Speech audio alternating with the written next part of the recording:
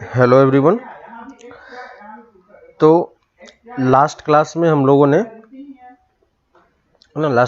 लोग एडजॉइंट और इनवर्स में हमने रिलेशन देखा था, ठीक है। तो लास्ट क्लास में जो हम लोगों ने एस्टेब्लिश किया था उस चीज़ को मैं एक बार लिख देता हूँ, है ना। आपको पता है कि किसी भी मैट्रिक्स को अगर हम उसी के एडजॉइंट से मल्टीप्लाई करेंगे, है ना, किसी भी मैट्रिक्स को आप उसके एडजॉइंट से मल्टीप्लाई करो, एडजॉइंट ऑफ ए, तो आपको क्या मिलेगा? डिटर्मिनेंट ऑफ ए इंटू आई, है ना। क्योंकि ये मैट्रिक्स है इसलिए मैं इधर आई लिख रहा हूँ, है ना, क्योंकि मैट्रिक्स को मैट्रिक्स के ही इक्वल कर सकते हैं, इसलिए हमें इसको आई लिखना पड़ रहा है। दोनों तरफ हमारा मैट्रिक्स होना चाहिए। और यही प्रॉपर्टी अगर ए को आप राइट हैंड साइड से भी मल्टीप्लाई करो तो भी आप इस तरीके से सेम रिजल्ट निकाल सकते हो, ठीक है। तो लास्ट क्लास में मैंने इसको एक मैट्रिक्स के लिए, आपको जनरल मैट्रिक्स के लिए प्रूफ करके दिखाया था, ठीक है। बस हमें ये रिजल्ट याद रखना, ये सबसे इंपॉर्टेंट रिजल्ट है, ठीक है। इनवर्स कैसे निकालना ये मैंने लास्ट क्लास में थोड़ा सा हिंट दिया था आपको, लेकिन उसको मैं भी थोड़ा सा डिटेल में और पढ़ेंगे। उससे पहले हम लोग कुछ थ्योरम देख लेते हैं, है ना, जिसका प्रूफ नहीं है, बस हमें उसको याद रखना है, ठीक है। तो सबसे पहले एक तो फर्स्ट थ्योरम हमारे पास यही हो गया, ठीक है। तो पहला थ्योरम हमारे पास ये है। दूसरे थ्योरम पे हम आते हैं। दूसरा थ्योरम एक्चुअली में एक डेफिनेशन है, तो उस डेफिनेशन को हम लिख लेते हैं, है ना। और थ्योरम पहले लिख लो, इफ, और एक डेफिनेशन पहले लिख लो आप, ठीक है। डेफिनेशन एक लिखते हैं, तो डेफिनेशन के बाद हम सेकंड थ्योरम करते हैं। डेफिनेशन बस वही है, आपको पता है कि क्या करना है ना। डेफिनेशन ये है कि बोल रहा है कि अगर मेरे पास कोई एक डिटर्मिनेंट है, ठीक है, तो अगर डिटर्मिनेंट की वैल्यू 0 हो जाती है तो उस मैट्रिक्स को, किसी मैट्रिक्स से एसोसिएटेड कोई ना कोई डिटर्मिनेंट होगा, है ना। तो मैट्रिक्स से एसोसिएटेड हम डिटर्मिनेंट बना सकते हैं, आपको पता है, ठीक है। और उस डिटर्मिनेंट की वैल्यू अगर 0 हो जाती है तो उस मैट्रिक्स को हम क्या बोलते हैं? सिंगुलर मैट्रिक्स, ठीक है। तो इसको हम डेफिनेशन में लिख लेते हैं, अ स्क्वायर मैट्रिक्स, क्योंकि हम स्क्वायर मैट्रिक्स का ही निकाल रहे हैं अभी सब कुछ। तो अ square matrix A is said to be, a square matrix A said to be singular, is said to be singular if determinant of A, है ना, determinant of A, और determinant of A को हम कैसे लिखते हैं? DET of A भी लिखते हैं, ठीक है, इक्वल टू 0। तो अगर कोई हमारे पास सिंगुलर मैट्रिक्स आता है तो सिंगुलर मैट्रिक्स को आप क्या कर सकते हो? इस तरीके से रिप्लेस करके ये चीज आप बता सकते हो, है ना। कोई स्क्वायर मैट्रिक्स सिंगुलर है या नहीं वो हम चेक कर सकते हैं। कैसे चेक करेंगे? बस हमें डिटर्मिनेंट चेक करना है, और किसी भी मैट्रिक्स का आपको, किसी भी स्क्वायर मैट्रिक्स का आपको डिटर्मिनेंट निकालना आता है। क्लियर है? तो हमारे पास ये एक डेफिनेशन है सिंगुलर मैट्रिक्स का। तो सिंगुलर मैट्रिक्स याद रखना, है ना, इसको हम लोग आगे अभी यूज करेंगे। तो सिंगुलर मैट्रिक्स ये बस वर्ड है ना। तो अगर सिंगुलर वर्ड यूज होता है तो उसका मतलब आपको समझ में आना चाहिए, ठीक है। जैसे अगर एग्जांपल के लिए सोचो आप, अगर मैं एग्जांपल आपको दे दूं यहाँ पे, कि अगर किसी ने मुझे एक मैट्रिक्स दे दिया, ठीक है, मान लो एक मैट्रिक्स ये है, ठीक है, 1 2 3 6, ठीक है, और पूछ रहा है कि इज दिस मैट्रिक्स सिंगुलर और नॉट, सिंगुलर और नॉट। तो हम क्या बोलेंगे इसको? ये मैट्रिक्स क्या है हमारा? तो हम इसका डिटर्मिनेंट पहले कैलकुलेट करेंगे। तो इसका डिटर्मिनेंट पहले हमको उसको डिटर्मिनेंट में कन्वर्ट करना होगा। तो डिटर्मिनेंट आप लिख लो इस तरीके से, और डिटर्मिनेंट आपको 2 क्रॉस 2 का कैलकुलेट करना आता है। कितना हो जाएगा?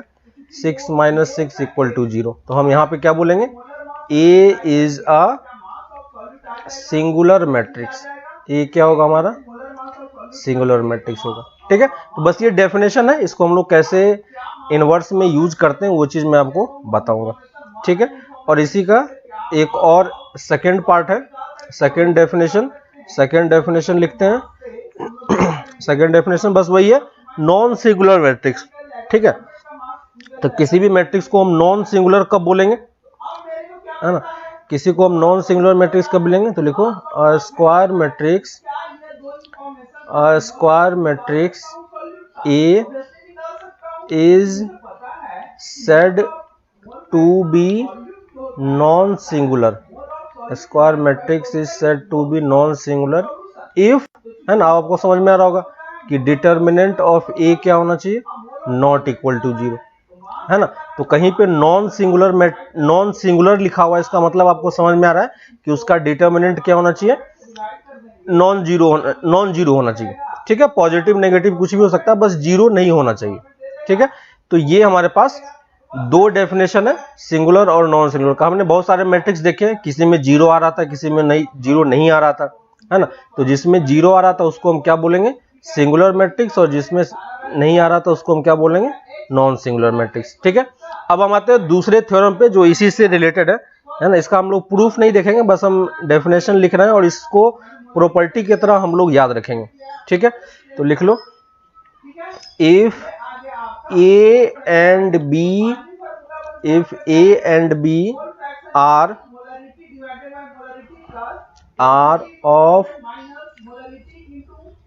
of A and B are non-singular matrix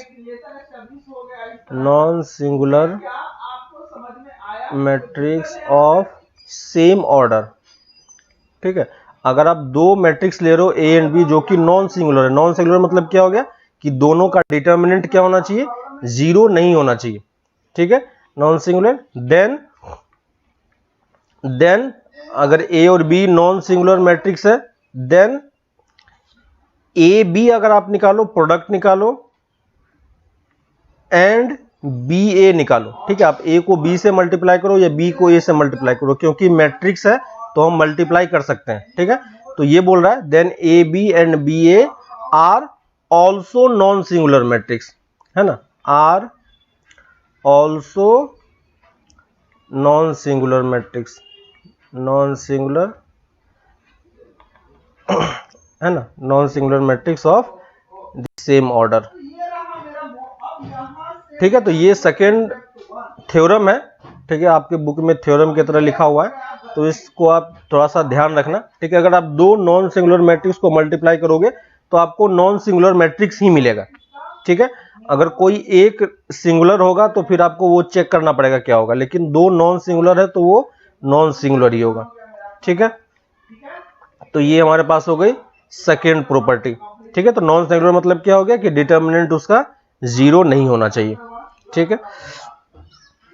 next third है जो इंपॉर्टेंट है, जिसको हम लोग आगे यूज करेंगे, ठीक है। लिख लो, the product of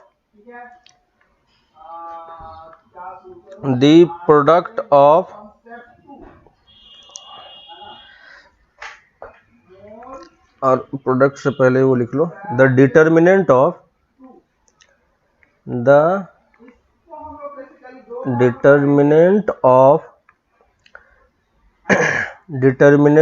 product of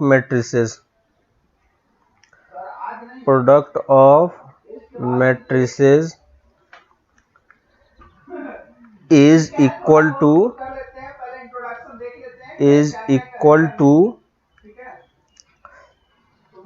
the product of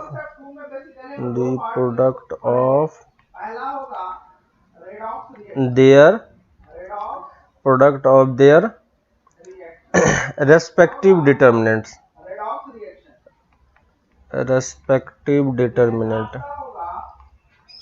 ठीक है। मतलब क्या हुआ उसका कि देखो समझो इसको कि अगर हमारे पास कोई दो मैट्रिक्स प्रोडक्ट के फॉर्मेट में दिया हुआ है, डिटर्मिनेंट प्रोडक्ट के फॉर्मेट में, यानी हमारे पास कोई मैट्रिक्स था, ठीक है, ए और बी, हमने उसका प्रोडक्ट निकाला और उसके बाद हम इसका डिटर्मिनेंट निकाल रहे हैं, ठीक है। तो ये चीज किसके इक्वल होगा, determinant of A into determinant of B, ठीक है। इसको आप वेरीफाई कर सकते हो, इसका हम लोग अभी प्रूफ नहीं देख रहे हैं, बस हम इसको यूज करेंगे, लेकिन ये चीज ध्यान रखना। लेकिन सेम चीज मैट्रिक्स मल्टीप्लिकेशन में पॉसिबल नहीं होता, याद होगा आपको, है ना। मैट्रिक्स मल्टीप्लिकेशन में आप इस तरीके से अलग अलग नहीं कर सकते हो, है ना। लेकिन डिटर्मिनेंट में क्या होता है कि डिटर्मिनेंट में अगर आप एक का है ना। अगर सेम ऑर्डर का मैट्रिक्स में मतलब कि आप इस तरीके से नहीं कर सकते हो, है ना। और अगर इसी को आप बी ए लिखो तो बी ए किसके इक्वल होगा, determinant of A into determinant of B, है ना। और यहां से आपको समझ में आ रहा है कि ए बी का आप डिटर्मिनेंट निकालोगे और बी ए का डिटर्मिनेंट निकालोगे तो दोनों क्या होगा, सेम होगा, है ना। जबकि ये चीजें मैट्रिक्स में वैलिड नहीं होता है ना। तो मैट्रिक्स में ए बी और बी ए अलग अलग होता है, लेकिन यहाँ पे दोनों चीजें क्या होगा, सेम होगा, है ना। तो ये डिटर्मिनेंट की एक प्रॉपर्टी है, इसको अच्छे से याद रखना, इसको हम लोग अभी आगे यूज करने वाले हैं, ठीक है। तो ये हमारा हो गया ये हमारा हो गया थर्ड प्रॉपर्टी, ठीक है। तो ये तीन प्रॉपर्टी आप अच्छे तरीके से ध्यान रखो, फिर हम लोग इसको आगे यूज करेंगे, ठीक है। अब हम लोग आ जाते हैं थोड़ा सा एडजॉइंट वाले पार्ट पे, ठीक है। तो देखो जो हमारा फर्स्ट वाला पार्ट था, फर्स्ट क्या था हमारा, फर्स्ट हमारा देखो जो हमने सबसे पहले स्टार्टिंग में लिखा था, आपको दिखाया था ये वाला ए इंटू एडजॉइंट ऑफ ए क्या होता है, ए इंटू एडजॉइंट ऑफ ए क्या होता है, determinant of A into I, ठीक है। तो अब यहाँ पे हम कुछ प्रॉपर्टीज लिख लेते हैं, ठीक है। प्रॉपर्टी ऑफ एडजॉइंट करके लिख लो आप, ठीक है। प्रॉपर्टी ऑफ एडजॉइंट, ठीक है। तो पहला प्रॉपर्टी तो इसका डेफिनेशन ही है, पहला डेफिनेशन क्या है कि अगर आप किसी एडजॉइंट को, ठीक है, किसी एडजॉइंट को अगर आप इसी के मैट्रिक्स ए से मल्टीप्लाई करोगे तो आपको क्या मिलेगा, डिटर्मिनेंट ऑफ ए इंटू आई मिलेगा, है ना। और यही चीज आप राइट हैंड साइड से भी मल्टीप्लाई करो तो भी आपको सेम ही चीज मिलेगा, ठीक है। तो इसमें कोई फर्क नहीं आता है ना। और ये चीज मैंने लास्ट क्लास में आपको प्रूफ करके बताया था। अब अगर कोई हमसे ये पूछता है, ठीक है, क्योंकि ये दोनों चीजें इक्वल है, तो देखो मैं एक पार्ट ले रहा हूं, A into adjoint of A equal to determinant of A into I, ठीक है। ये पार्ट में ले रहा हूं और मैं दोनों तरफ इसका डिटर्मिनेंट ले रहा हूं, ठीक है ना। यहां पे मैं क्या कर रहा हूं, take determinant on both side, take determinant on both side,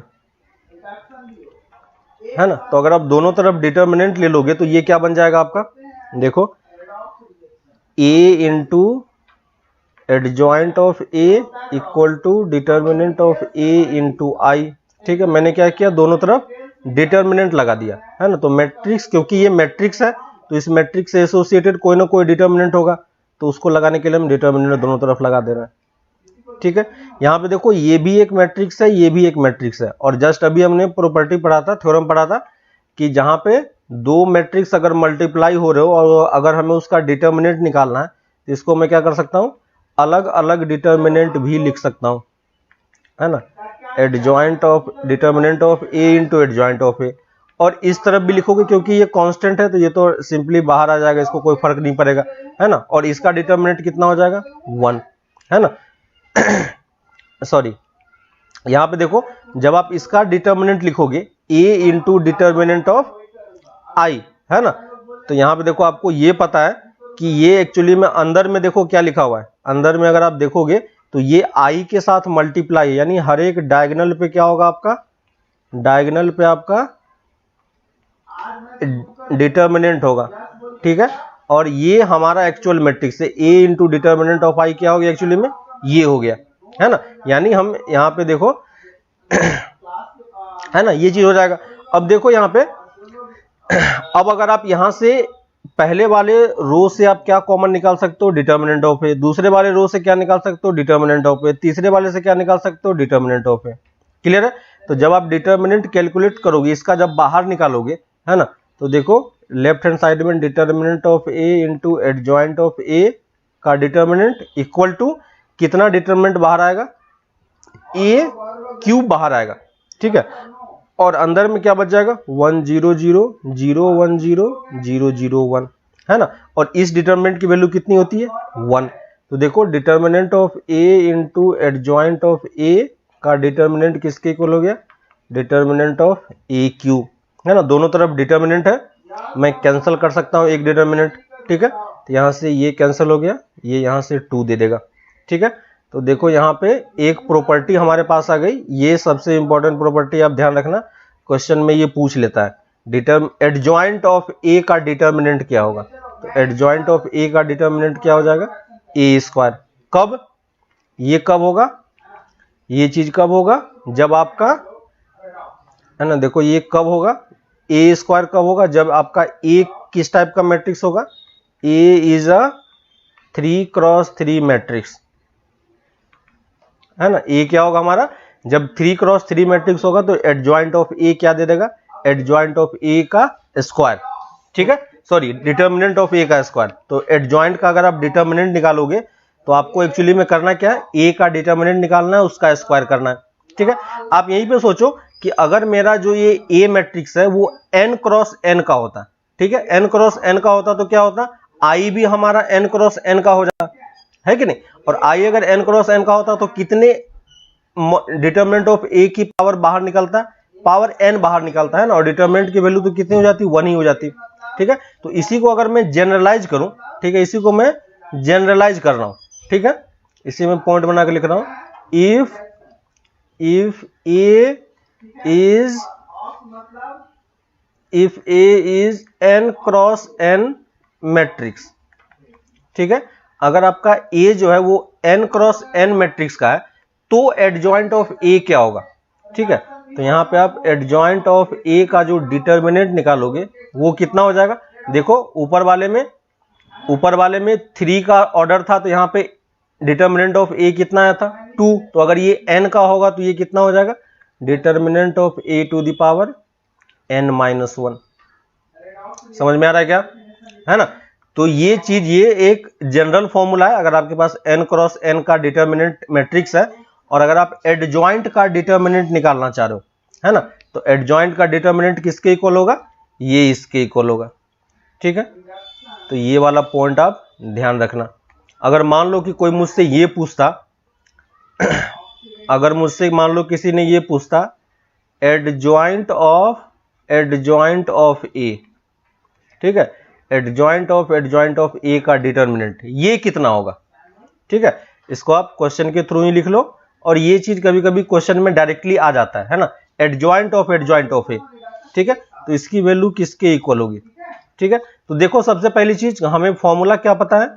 हमें फॉर्मूला ये पता है, ठीक है। सॉल्यूशन देखो इसका, ये कैसे कैलकुलेट करेंगे? ठीक है, ये आप कैलकुलेट कर पाओगे इजीली, क्योंकि हमारे पास फॉर्मूला क्या है? एडजॉइंट ऑफ ए का डिटर्मिनेंट हमारे पास क्या होता है? Determinant of, adjoint of A का डिटर्मिनेंट किसके इक्वल होता है? ए टू द पावर n के, ठीक है। ये मान ले रहा हूं यहां पे दिया हुआ है A is n cross n matrix, ठीक है। तो n क्रॉस n का मैट्रिक्स दिया हुआ था और एडजॉइंट ऑफ ए निकाल रहा है ना, एडजॉइंट ऑफ ए निकाल रहा है। तो एडजॉइंट ऑफ ए हमें ये पता है, बस ए की जगह पे हमें क्या पुट करना है? ए की जगह पे हमें फिर से एडजॉइंट ऑफ ए पुट करना है, तब हमारा ये वाला टर्म यहाँ पे जनरेट हो जाएगा, है कि नहीं। तो मैं इसी वाले फॉर्मूले में डायरेक्टली क्या कर रहा हूँ? ए की जगह पे क्या पुट कर रहा हूँ? एडजॉइंट ऑफ ए, है ना। तो मैं क्या रिप्लेस कर रहा हूँ? लिख लो, replace A as adjoint of A, ठीक है। तो देखो डिटर्मिनेंट का साइन पहले से था, एडजॉइंट हमारे पास पहले से था, ठीक है। तो मैं ये लिख रहा हूं एडजॉइंट, ठीक है। और जहां पे ए है, ए की जगह पे हमें क्या रिप्लेस करना है? एडजॉइंट ऑफ ए रिप्लेस करना है, ठीक है। तो अगर मैंने लेफ्ट हैंड साइड में रिप्लेस किया तो राइट हैंड साइड में भी हमें रिप्लेस करना पड़ेगा। तो ए की जगह पे मैं क्या लिख दूंगा? एडजॉइंट ऑफ ए का पावर n, ठीक है। और एडजॉइंट ऑफ ए कितना होता है? सॉरी, ये कितना हो जाएगा? ए टू द पावर n-1, है ना। ये कितना होगा? यहाँ पे सही कर लो, एडजॉइंट ऑफ ए कितना होता है? Mod A to the power n-1 होता है, ठीक है। तो यहाँ पे देखो, तो ये कितना हो जाएगा? Adjoint of A to the power n-1, ठीक है। अब अगर ये चीज हमारे पास आ गया, अब हमें एडजॉइंट ऑफ ए तो हमें पता है ना, ये देखो ये इसकी पावर में है, ये n पावर n-1 जो है इसकी पावर में है, लेकिन एडजॉइंट ऑफ ए की वैल्यू तो हमें पता है ये होता है ना। तो इसकी वैल्यू यहाँ पे पुट कर दो आप। इसकी वैल्यू जब आप यहाँ पे पुट करोगे तो ये कितना दे देगा? Determinant of A to the power n-1 और इसका whole to the power n-1, दिख रहा है क्या? है ना। तो अगर आपको एडजॉइंट ऑफ ए पूछेगा, है ना, adjoint of A to the power ये पूछेगा, तो इसका फॉर्मूला आप डायरेक्टली क्या बता सकते हो, इस तरीके से बता सकते हो। ठीक है, तो ये याद करने की जरूरत नहीं है, लेकिन वो कभी कभी पूछ लेता है ना, तो याद मत करो, कैसे किया वो चीज देखो, है ना, कि हमने क्या किया, रिप्लेस किया और जो आपको निकालने के लिए बोला वो मैंने निकाल दिया। इसी में ए की जगह पे एक और वो दे सकता है। ठीक है, आपसे ये पूछ सकता है कि बताओ एडजॉइंट ऑफ ए, है ना, 3 दे सकता है कि 3 का बताओ क्या होगा, तो फिर बारी बारी से आपको 3 बार रिप्लेस करना पड़ेगा, है ना, और इसी तरीके से पावर में वो बढ़ता जाएगा। ठीक है, तो कभी कभी इस टाइप का क्वेश्चंस आ जाते हैं। ठीक है, तो ये हमारे पास एडजॉइंट की कुछ प्रॉपर्टी हो गई। ठीक है, अब हम लोग आ जाते हैं थोड़ा सा इनवर्स वाले पार्ट पे। ठीक है, तो लास्ट क्लास में हमने आपको बताया था कि इनवर्स हमें कैसे निकालना है। ठीक है, तो देखो इनवर्स वाले पार्ट को थोड़ा सा हम लोग डिटेल में देख लेते हैं। लास्ट क्लास में मैंने बस थोड़ा सा हिंट दिया था कि इनवर्स हमें कैसे कैलकुलेट करना है। ठीक है, तो हम इनवर्स किस मेथड से कैलकुलेट कर रहे हैं, डिटर्मिनेंट मेथड से। ठीक है, और इनवर्स का डेफिनेशन क्या होता है, इनवर्स का डेफिनेशन क्या होता है कि अगर आपके पास कोई दो मैट्रिक्स इस तरीके से हो, ठीक है, इनवर्स का डेफिनेशन क्या होता है ना, इनवर्स का डेफिनेशन, और इसको में एक पॉइंट लिख लो, ये भी एक तरीके से थ्योरम ही है ना, तो थ्योरम 4 कर लो इसको, 3 थ्योरम आप ऊपर लिख चुके हो, है ना। यहाँ पे देखो कौन सा थ्योरम था, ये था आपका थ्योरम नंबर 3, है ना, थ्योरम 3 हो चुका है। थ्योरम 4 देखो, तो थ्योरम 4 यहाँ पे बोल रहा है a square matrix is invertible, लिख लो, a square matrix is invertible if A is a non singular matrix. ठीक है, नॉन सिंगुलर मैट्रिक्स मतलब समझ में आया, नॉन सिंगुलर मैट्रिक्स मतलब कि जो आपका डिटर्मिनेंट है उस मैट्रिक्स का वो क्या होना चाहिए, 0 नहीं होना चाहिए। अगर वो 0 हो जाता है तो आप उसका इनवर्स कैलकुलेट नहीं कर पाओगे। क्लियर है, उसका हम इनवर्स कैलकुलेट नहीं कर पाएंगे। ठीक है, तो जब भी आपको अगर कोई हमसे पूछता है कि कोई मैट्रिक्स दे दे और पूछता है कि बताओ वो इनवर्टिबल है या नहीं, इनवर्टिबल मतलब क्या हो गया कि क्या हम उसका इनवर्स कैलकुलेट कर सकते हैं कि नहीं, है ना। इनवर्टिबल का मतलब क्या हो गया, इनवर्स कैन बी कैलकुलेटेड।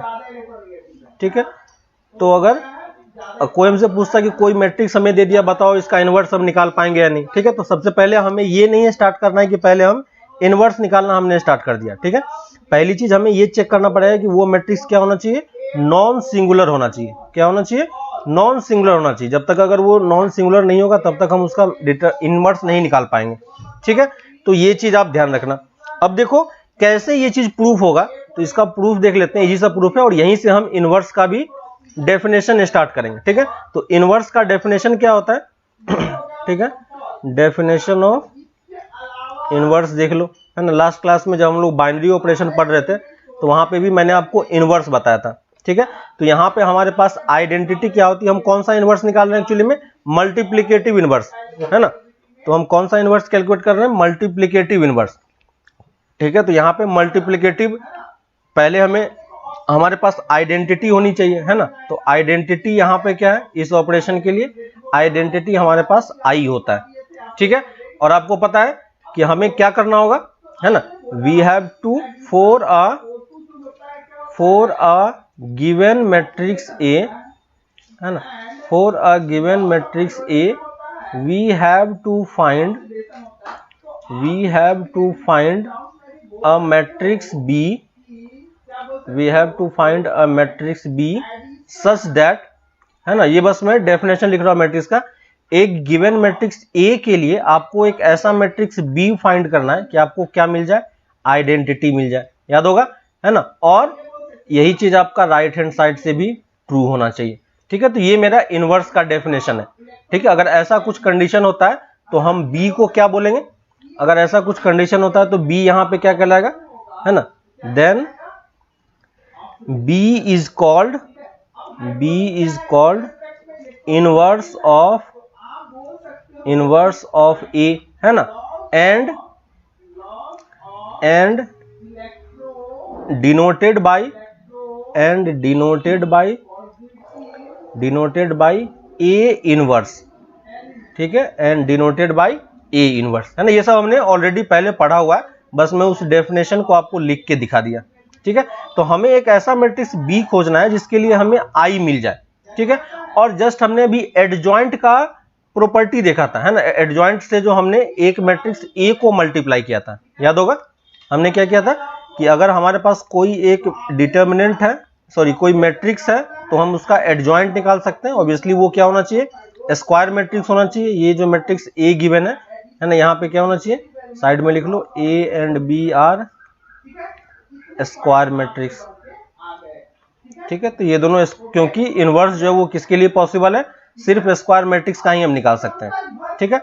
तो हमें लास्ट क्लास में और अभी आज के फर्स्ट में हमने देखा था कि एडजॉइंट को अगर आप किसी मैट्रिक्स ए से मल्टीप्लाई करते हो तो हमें क्या मिलता है, डिटर्मिनेंट ऑफ ए इंटू आई मिलता है, ठीक है।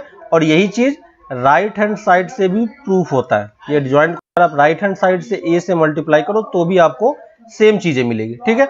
यहाँ पे देखो हमें आई मिलना चाहिए था, है ना, यहाँ पे हमें क्या मिलना चाहिए था है ना। देखो ये जो इनवर्स का डेफिनेशन है इसके अकॉर्डिंग हमें यहाँ पे आई मिलना चाहिए था, जबकि हमें क्या मिल रहा है, डिटर्मिनेंट ऑफ ए इंटू आई। और डिटर्मिनेंट क्या होता है, एक नंबर होता है, तो हम इसको डिवाइड तो कर ही सकते हैं, ठीक है।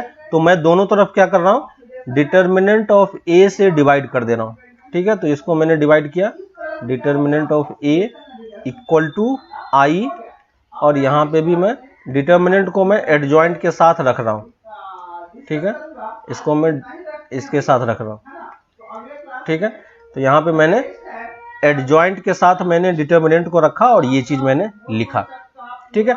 अब देखो यहां से आपको अब डायरेक्टली ये चीजें समझ में आ रही होगी कि देखो ये सेम इसी फॉर्मेट का बन रहा है कि नहीं, देखो सेम इसी फॉर्मेट का बन रहा है ना। यानी जो बी मैट्रिक्स है, यहाँ पे बी मैट्रिक्स क्या है, यही है, और बी मैट्रिक्स को ही हम क्या बोलते हैं, ए इनवर्स। यानी इस पर्टिकुलर केस के लिए, है ना, स्क्वायर मैट्रिक्स के लिए आपके पास इनवर्स क्या होना चाहिए, इसी को हम क्या लिख सकते हैं, A into A inverse equal to I, है ना, और A inverse into A, clear है। तो ये एक इनवर्स की प्रॉपर्टी होती है, और यहां से हम ए इनवर्स क्या बोल सकते हैं, A inverse equal to adjoint of A divided by determinant of A, ठीक है। हम क्या बोल सकते हैं, adjoint of A determinant of A. और यहां पे आपको दिख रहा है, ठीक है, ये सबसे इंपॉर्टेंट प्रॉपर्टी है जो अभी तक हमने पढ़ा है ना। जो सब अब लास्ट क्लास से हम लोग अभी तक कैलकुलेशन करते हैं, वो सिर्फ कैलकुलेशन हमने इनवर्स कैलकुलेट करने के लिए ही किया था, ठीक है। तो यहाँ पे देखो ये दो प्रॉपर्टी, इसको ध्यान रखना कि किसी भी मैट्रिक्स को उसी के इनवर्स से मल्टीप्लाई करेंगे तो हमेशा क्या मिलेगा, हमें आई ही मिलेगा, ठीक है। और इनवर्स हम कैसे कैलकुलेट करेंगे, adjoint of A divided by determinant of A. और यहाँ पे देखो डिटर्मिनेंट आपका कहाँ पे आ रहा है, डिनोमिनेटर में, ठीक है। अब बताओ कि अगर डिटर्मिनेंट अगर हमारा 0 हो जाए तो क्या हम इनवर्स कैलकुलेट कर पाएंगे, नहीं कैलकुलेट कर पाएंगे, है ना। तो इसलिए यहां पे क्या होना चाहिए, प्रोवाइडेड, ये चीज आप कब लिख पाओगे, प्रोवाइडेड डिटर्मिनेंट ऑफ ए क्या होना चाहिए, नॉट इक्वल टू 0। और इसी को हम दूसरे लैंग्वेज में क्या बोल सकते हैं, डिटर्मिनेंट और matrix A should be, matrix A क्या होना चाहिए, matrix A should be non singular, जो हमने भी स्टार्टिंग में ऊपर में लिखा था, है ना। तो ये क्या होना चाहिए हमारे पास, determinant should be non singular matrix. तो जब तक हमारे पास कोई एक ऐसा मैट्रिक्स नहीं है जो नॉन सिंगुलर हो, है ना, ये क्या होना चाहिए हमारे पास, ये क्या होना चाहिए हमारे पास, नॉन सिंगुलर होना चाहिए, ठीक है। तो ये चीज हमें थोड़ा सा ध्यान रखना है, ठीक है ना, कि आपके पास जब तक गिवन मैट्रिक्स नॉन सिंगुलर नहीं हो तब तक हम क्या करेंगे, तब तक हम इसको इनवर्स आप कैलकुलेट नहीं कर सकते हो, ठीक है। और इनवर्स निकालने का मेथड क्या है, ये हमारा मेथड है, पहले हम एडजॉइंट निकालेंगे, ठीक है, और उसके बाद हम उसका डिटर्मिनेंट से उसको डिवाइड करेंगे, ठीक है। तो इनवर्स निकालने का हमारे पास सिंपल फॉर्मूला क्या आ गया, adjoint of A divided by determinant of A, ठीक है। तो जब भी आपको इनवर्स कैलकुलेट करने के लिए बोला जाए तो सबसे पहला काम हमें क्या करना है, सबसे पहला काम हमें डिटर्मिनेंट फाइंड करना है। अगर डिटर्मिनेंट 0 आ जाएगा तो हम क्या बोल देंगे, है ना। डिटर्मिनेंट अगर 0 आ जाएगा तो हम क्या बोल देंगे कि हमारा इनवर्स पॉसिबल नहीं है। तो फर्स्ट पॉइंट हमें क्या करना है ना, फाइंड। फर्स्ट पॉइंट हमारा स्टेप क्या होगा इनवर्स फाइंड करने का? First point find determinant of A. कोई भी आपको मैट्रिक्स दिया उसका डिटर्मिनेंट फाइंड करो, ठीक है। सेकेंड पॉइंट, अगर if determinant of A equal to 0 then matrix A is क्या होगा? नॉट इन्वर्टिबल, है ना, नॉट इन्वर्टिबल। और इसी को हम क्या बोल सकते हैं? We can not find inverse of that matrix, है ना। इनवर्स क्या होता है? मैट्रिक्स होता है, क्लियर है। ये क्या होगा? मैट्रिक्स होगा, है ना। और third point, if determinant of A not equal to 0 then we will find the inverse by calculating क्या हमें कैलकुलेट करना पड़ेगा? By calculating adjoint of A. और एडजॉइंट ऑफ ए आपको कैलकुलेट करना आता है। एडजॉइंट ऑफ ए के लिए हमें क्या करना होगा? सबका पहले हमें माइनर निकालना होगा, फिर सबका कोफैक्टर निकालना होगा। कोफैक्टर से हमें कोफैक्टर का एक मैट्रिक्स बनाना पड़ेगा और उसका हमें ट्रांसपोज लेना पड़ेगा, ठीक है। तो लास्ट क्लास में हम लोगों ने एडजॉइंट निकालना भी सीखा था कि कैसे हमें डिफरेंट सिचुएशन में हम एडजॉइंट कैलकुलेट कर सकते हैं, ठीक है। तो अब हमारा जो काम था, मेन एम था कि हमें किसी तरीके से इनवर्स निकालना आना चाहिए, ठीक है। तो हम उस पोजीशन पे पहुंच चुके हैं कि अब हम इनवर्स निकाल सकते हैं। मैट्रिक्स वाले पार्ट में हमने इनवर्स कैलकुलेट नहीं किया था, ठीक है। तो इनवर्स निकालने का प्रोसेस क्या होगा कि पहले हमारा मैट्रिक्स क्या होना चाहिए, है ना। मैट्रिक्स हमारा क्या होना चाहिए? नॉन सिंगुलर मैट्रिक्स होना चाहिए, ठीक है। तो हम लोग अब हम मैट्रिक्स का इनवर्स निकालना सीखेंगे, है ना, कि मैट्रिक्स का इनवर्स कैसे निकलता है, ठीक है। और यहाँ पे एक और प्रॉपर्टी है इनवर्स का ही, ठीक है। एक और पॉइंट को आप नोट कर लो, इंपॉर्टेंट पॉइंट है ये भी, कि अगर आपके पास दो प्रोडक्ट है, ठीक है, और इसका कंबाइन आप इनवर्स निकालना चाह रहे हो, ठीक है, और आपके पास अलग अलग पॉसिबिलिटी है कि आप अलग अलग इनवर्स कैलकुलेट कर सको, तो आप कैसे मल्टीप्लाई करोगे? B inverse into A inverse. जैसे ट्रांसपोज वर्क करता है वैसे ही आपका इनवर्स भी वर्क करता है, ठीक है। तो ये प्रॉपर्टी भी आप ध्यान रखना कि कभी कभी ऐसा दे देता है, पूछता है आपसे, है ना। तो इसको आप वेरीफाई भी कर सकते हो। एग्जांपल में आपके पास एक क्वेश्चन दिया हुआ है जहां पे हमें इसको वेरीफाई करके बताना है, ठीक है। तो अब मैं क्या कर रहा हूं कि मैं आपको कुछ कुछ एग्जांपल्स लेके आपको मैं इनवर्स निकाल के बता रहा हूं कि इनवर्स हम कैसे निकालते हैं, ठीक है। जैसे आपके पास 4x4 का ऑब्वियसली नहीं आएगा, ठीक है। तो मैं एक 2x2 का एक मैट्रिक्स ले रहा हूं। क्वेश्चन है फाइंड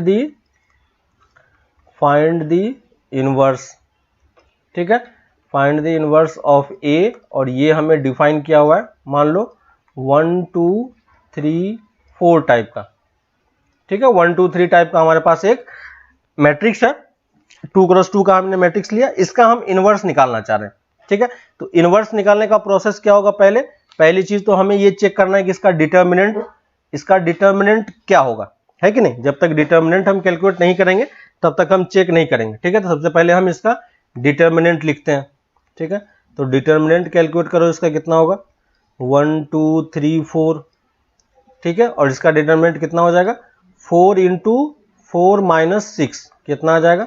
-2, है ना। तो 0 के इक्वल नहीं है, इसका मतलब यहां पे हम क्या लिख सकते हैं? ए इज इनवर्टिबल, है ना। ए आप इनवर्टिबल है मतलब आप इनवर्स निकाल सकते हो, ठीक है। और इनवर्स निकाल सकते हैं तो हम इनवर्स निकालने का ट्राई करेंगे, ठीक है। तो इनवर्स निकालने के लिए पहली चीज हमें क्या करनी होगी? ठीक है, आपके पास ए मैट्रिक्स दिया हुआ है। ए मैट्रिक्स हमारे पास क्या है? 1 2 3 4, ठीक है। सबसे पहले हमें इसका हर एक कंपोनेंट का, आप यहां पे यही चीज मैं बता रहा था आपको, लास्ट क्लास में ही बताया था मेथड इसका। पहले आप एलिमेंट लिख लो, ठीक है, साथ में माइनर लिख लो और साथ में कोफैक्टर लिख लो, ठीक है। ये सब लिख लो। एलिमेंट क्या है हमारे पास? A11 A12 A21 A22, ठीक है। तो ये चीज लिखने से फायदा ये होगा आपके कि आपके कहीं पे मिस्टेक नहीं होगा। थोड़ा सा टाइम लगेगा लेकिन एटलीस्ट आप सही आंसर निकाल पाओगे। A11 की वैल्यू कितनी है? 1 2 3 4, ठीक है। माइनर हम कैसे निकालते हैं, अगर आपको A11 का माइनर निकालना है तो फर्स्ट रो फर्स्ट कॉलम को हटा दिया, जो बच गया उसका डिटरमिनेंट कितना होगा 4, दिख रहा है क्या। A12 जब निकालेंगे तो कितना होगा 3, A21 जब कैलकुलेट करेंगे तो कितना होगा 2, और A22 जब कैलकुलेट करोगे तो कितना आएगा 1।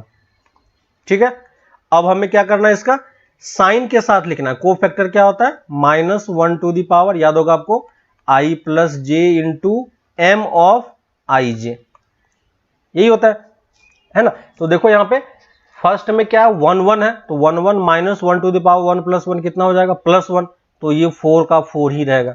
ये क्या हो जाएगा -3 हो जाएगा, ये क्या हो जाएगा -2 हो जाएगा, और ये कितना रहेगा 1 रहेगा। ठीक है, तो अब हमें क्या करना है, मैट्रिक्स ऑफ, अब हमें मैट्रिक्स ऑफ कोफैक्टर पहले निकालना है, मैट्रिक्स ऑफ कोफैक्टर्स, है ना। तो मैट्रिक्स ऑफ कोफैक्टर हम कैसे लिखेंगे, जिस पोजीशन पे आपका A11 था, है ना, उसी पोजीशन पे आप उसका कोफैक्टर लिखते जाओ। क्लियर है, तो A11 का कोफैक्टर कितना रहा 4, तो उस पोजीशन पे मैंने 4 लिखा। A12 के साथ क्या आएगा -3, A21 के साथ क्या आएगा -2, और A22 के साथ क्या आएगा 1। तो ये देखो मैंने इसका ये चीज लिख दिया। क्लियर है, ये मैंने क्या किया, हर एक एलिमेंट का लिख दिया।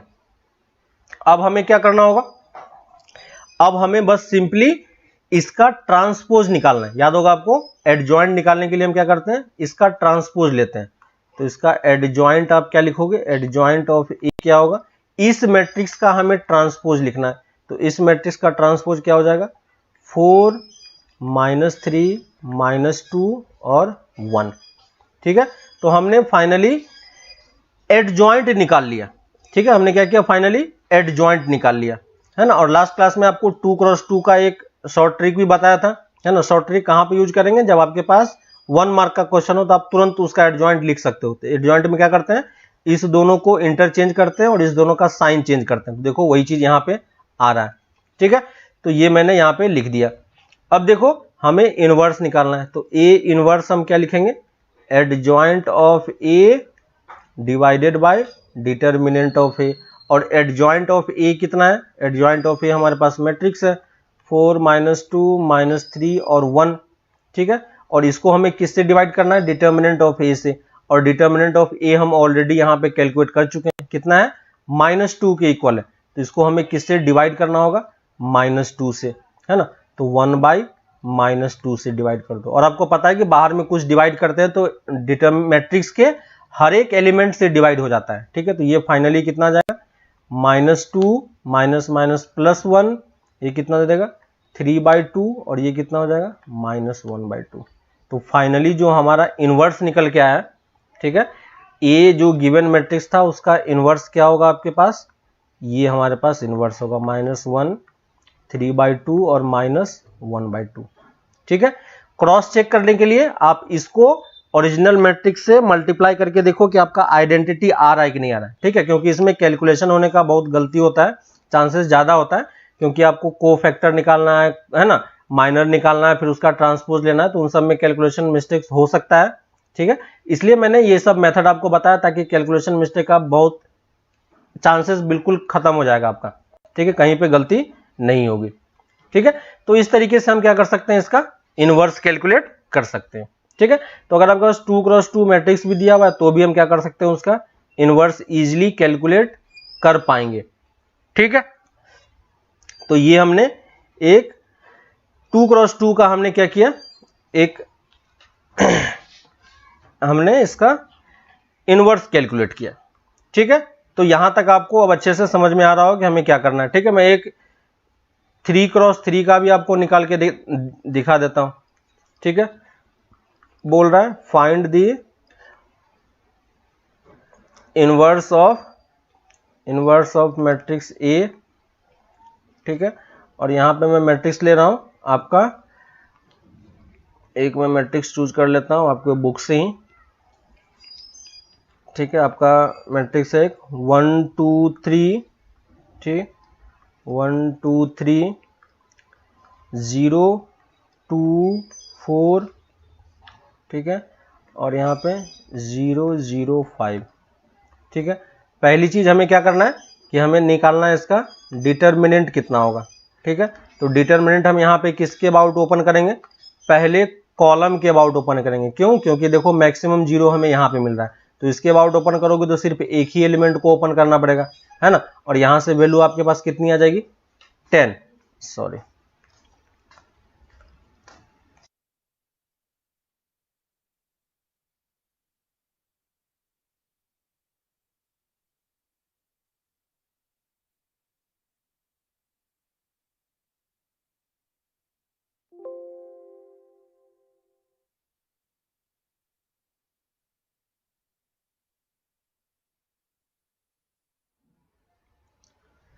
ठीक है।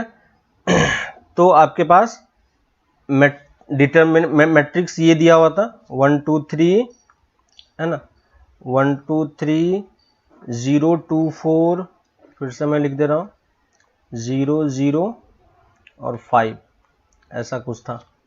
ठीक है, तो यहाँ से अगर आप डिटर्मिनेंट कैलकुलेट करोगे, डिटर्मिनेंट आपका डिटर्मिनेंट का जितना प्रॉपर्टी है वो सब आप यूज करके जल्दी से कैलकुलेट करो, तो यहाँ पे आपका डिटर्मिनेंट कितना आ जाएगा, 10। यानी इसका इनवर्स निकालना क्या हमारे लिए पॉसिबल है। ठीक है, तो इनवर्स निकालना पॉसिबल है, तो मैं यहाँ पे फिर से वही मैट्रिक्स लिख दे रहा हूँ आपके पास 1 2 3 0 2 4 0 0 5, है ना, और यहाँ पे मैं क्या करूँगा, एलिमेंट लिखूंगा आपका यहाँ पे। ठीक है, यहाँ पे आपको क्या करना है, माइनर लिखना है, और यहाँ पे आपको क्या लिखना है, एडजॉइंट लिखना है। क्लियर है, सॉरी को फैक्टर लिखना है, एडजॉइंट नहीं, को फैक्टर लिखेंगे, है ना। और ए एलिमेंट में क्या लिखेंगे, पहला A11 A12 A13।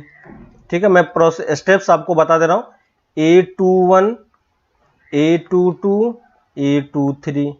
ठीक है, और A31 A32 A33। ठीक है, ये सब आप कहीं पे रफ में भी करके आप बता सकते हो कि ये हमारे पास क्वेश्चंस हैं। ठीक है, और इसका हम लोग इस तरीके से कैलकुलेट करें। ठीक है, लेकिन सामने लिखो तो थोड़ा सा बेटर रहेगा, है ना, ताकि सामने वालों को समझ में आएगा कि आप यहाँ पे एक्चुअली में ये सब चीजें कैलकुलेट कर रहे हो। ठीक है, तो यहाँ पे हमने कैलकुलेट किया। ठीक है, तो अब हम क्या करेंगे, हर एक एलिमेंट को यहाँ पे आप लिखते जाओ, है ना, और हर एक एलिमेंट के कॉरस्पॉन्डिंग आप क्या करो, एलिमेंट लिखते हो। तो A11 कितना है, 1 2 3 0 2 4 0 0 5। ठीक है, और हर एक के कॉरस्पॉन्डिंग हम वो कैलकुलेट कर सकते हैं कि नहीं, बताओ। हर एक के कॉरस्पॉन्डिंग आप माइनर निकाल पाओगे। क्लियर है, हर एक के कॉरस्पॉन्डिंग हम माइनर निकाल सकते हैं, तो आप उसका माइनर कैलकुलेट करो। ठीक है, और मैं डायरेक्टली इसका ये लिख रहा हूं। ठीक है, को फैक्टर में लिख रहा हूं, आप को फैक्टर कैलकुलेट करने का ट्राई करना खुद से। ठीक है, तो आप माइनर कैलकुलेट करोगे। ठीक है, को फैक्टर में इसका लिख दे रहा हूं, को फैक्टर क्या क्या होगा, देखो पहले वाले का को फैक्टर कितना हो जाएगा, 10, चेक करना, है ना। इसका कितना हो जाएगा, 0, चेक करना। ठीक है, तो पहले का 10 0, थर्ड का 0। ठीक है, फोर्थ का आप चेक करोगे, सॉरी 2 1 का चेक करोगे, -10, ये 5, ये 0। ठीक है, मैं डायरेक्टली को फैक्टर लिख रहा हूं, आपको ये चीज मैं कैलकुलेट करने के लिए दे रहा हूं। ठीक है, जैसे पहले वाले का निकालोगे तो इसका कितना आ जाएगा, 10, ये तो ऑब्वियसली 0 0 होगा। A21 जब कैलकुलेट करोगे तो A21 कितना आएगा, 10, कैलकुलेट करके देखना, ये 5 होगा, ये 0 होगा। A31 आपका कितना हो जाएगा, A31 आपका 2 हो जाएगा, ये 4 हो जाएगा, और ये 2 हो जाएगा। ठीक है, तो मैंने क्या किया, सारा को फैक्टर निकाल लिया। अब मैं क्या बनाऊंगा यहाँ पे, मैट्रिक्स ऑफ को फैक्टर्स। ठीक है, मैट्रिक्स ऑफ को फैक्टर लिख रहा हूं, जिस पोजीशन पे जो है उसी एलिमेंट का मैं को फैक्टर यहां पे लिखता जाऊंगा। ठीक है, तो पहला आपके पास क्या आ जाएगा, देखो ये आपका 10 आएगा। ठीक है, उसके बाद 0 0। ठीक है, दूसरा वाला आपके पास -10 5 0। ठीक है, उसके बाद 2 -4 और 2। तो हमने मैट्रिक्स ऑफ को फैक्टर निकाल लिया। और अगर हमें अब एडजॉइंट लिखना है तो एडजॉइंट हम क्या लिखेंगे, इस गिवन मैट्रिक्स का क्या ले लेंगे, ट्रांसपोज। तो इसका ट्रांसपोज कितना हो जाएगा, 10 0 0 -10 5 0 2 -4 और -2। क्लियर है, ये मेरा आ गया।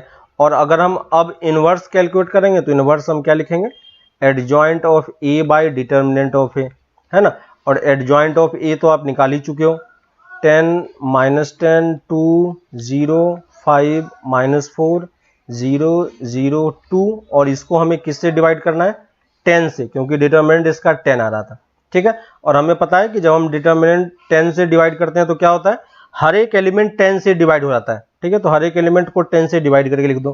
पहला एलिमेंट क्या बन जाएगा आपका 1, दूसरा -1, तीसरा 1/5, ये तो 0 हो गया, ये 1/2, ये -4/10 कितना हो गया, -2/5।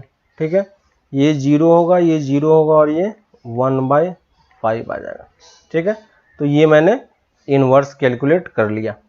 ठीक है, अगर आपको कोई आइडेंटिटी ही दे दे तो आइडेंटिटी का इनवर्स क्या होगा, आइडेंटिटी का इनवर्स क्या होगा, है ना। तो आइडेंटिटी क्या होता है, खुद का इनवर्स होता है ना। तो आइडेंटिटी का इनवर्स आप कैलकुलेट करके देखना, आइडेंटिटी का इनवर्स क्या होगा, आइडेंटिटी ही होगा, है ना। इसका मतलब आइडेंटिटी को आइडेंटिटी इनवर्स से मल्टीप्लाई करोगे तो फिर आपको आइडेंटिटी ही मिलेगी। ठीक है, तो इनवर्स जो आइडेंटिटी जो होता है वो क्या होता है, खुद का इनवर्स होता है ना। तो खुद का इनवर्स है तो बस हमें अब सिंपल सा ये जो मैथ जो उसका रूल्स है बस आपको वो ध्यान रखना है। ठीक है, तो यहां तक आपको अब ये समझ में आ गया होगा, है ना। आपका अब चैप्टर ऑलमोस्ट कंप्लीट हो चुका है। ठीक है, सब कुछ हमने इनवर्स कैलकुलेट करना था, इनवर्स हमने कैलकुलेट कर लिया। इसका जो नेक्स्ट पार्ट है सॉल्यूशन वाला और application of determinants and matrix, वो हमारे सिलेबस में अब रिमूव कर दिया गया है। ठीक है, लेकिन फिर भी मैं कुछ 1-2 क्वेश्चन आपको बता दूंगा कि कैसे करना है, क्योंकि आप इनवर्स निकालना सीख चुके हो तो एटलीस्ट आप ये भी सीख जाओ कि कैसे हमें कैलकुलेट करना है। ठीक है, उससे क्या होगा कि आपका इनवर्स का भी प्रैक्टिस साथ में होता जाएगा। ठीक है, तो वो वाला लास्ट में बस 1-2 क्वेश्चन मैं ऐसे ही बता दूंगा ताकि आपको इनवर्स का भी पार्ट कवर हो जाए। ठीक है, तो वो हम लोग नेक्स्ट क्लास में करेंगे और कुछ क्वेश्चंस हम लोग अलग से भी डिस्कशन करेंगे। ठीक है, तो नेक्स्ट क्लास में हम लोग इनवर्स के कुछ क्वेश्चन करेंगे, इनवर्स कैसे फाइंड करना है, क्या करना है। ठीक है, और प्रीवियस वाला जो प्रॉपर्टी वाला क्वेश्चन था उसके भी कुछ क्वेश्चंस बस। तो नेक्स्ट क्लास में सिर्फ हमारा एग्जांपल्स वाला पार्ट होगा कि एग्जांपल्स कैसे करते हैं उसको हम लोग डिस्कस करेंगे। तो अब यहाँ पे आने के बाद आप एक्सरसाइज 4.5 है ना, 4.5 आप कंप्लीट कर सकते हो। ठीक है, एक्सरसाइज 4.5 आप कंप्लीट कर सकते हो। तो यहाँ पे आने के बाद आपको एक्सरसाइज 4.5 तो कंप्लीट कर सकते हो, जितना आप चाहो करो, लेकिन एटलीस्ट क्वेश्चन नंबर 1 to 10 तक आप 10 क्वेश्चन इसका ट्राई करो। ठीक है, अगर आपके पास टाइम है तो आप आगे के क्वेश्चन भी कर सकते हो क्योंकि चैप्टर आपका कंप्लीट हो चुका है। ठीक है, तो इसके बाद आप आगे कुछ नहीं है पढ़ने के लिए, लेकिन फिर भी नेक्स्ट क्लास में हम लोग इसको थोड़ा सा आगे करके पढ़ लेंगे। ठीक है, ताकि आपका इनवर्स का भी प्रैक्टिस हो जाए। ठीक है, तो नेक्स्ट क्लास में बस हमारा बेसिकली एग्जाम्पल्स होगा जिसमें हम लोग बहुत सारे एग्जाम्पल्स करेंगे, इनवर्स कैलकुलेट करेंगे। ठीक है, प्रॉपर्टी बेस्ड क्वेश्चन करेंगे और थोड़ा सा नेक्स्ट वाला पार्ट भी हम लोग देख लेंगे। ठीक है, तो तब तक आप ये सब सारे क्वेश्चंस आप लोग ट्राई करो, कंप्लीट करो। ठीक है, फिर हम लोग इसी को आगे नेक्स्ट क्लास में कंटिन्यू करते हैं। ठीक है, तो फिर हम लोग मिलते हैं आगे नेक्स्ट क्लास में। Okay, bye.